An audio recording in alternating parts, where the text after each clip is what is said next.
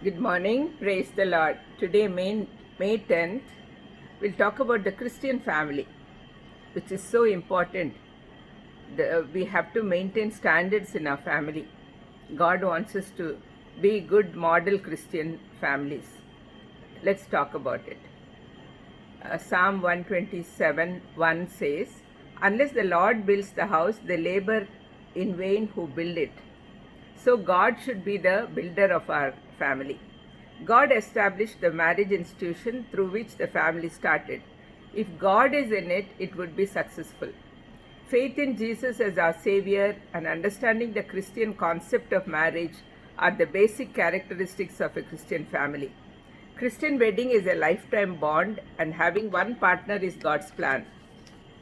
When the family starts growing, the children should be brought up with Christian values and they should be made to understand the importance of prayer. Then, Word of God, worship and unity, and the truth that Christ should be their steady foundation. They should be in fellowship with local church. Fellowship is also very important. Most of the people these days, they think that virtual fellowship is enough. No, that's not enough. Physical fellowship is very much important because that is the place where each person gets familiar with the other person, and when they need some help, they'll be ready to help each other. The marriage relationship is a mystery which no one can really understand. When two strangers from different backgrounds are united in marriage, their bond would be strong if God is with them as the third person in their lives. Then they'll start building their homes. The above verse says that unless the Lord builds the house, it won't last and it won't happen. The house should be built on the rock, who is Jesus, and it should have 4 strong pillars.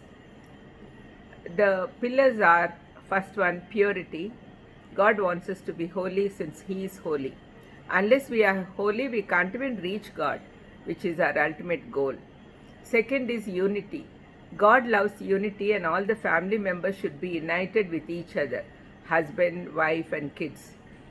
Third is honesty. The family members should be honest with one another. There should be transparency. There shouldn't be any secrets between husband and wife and children.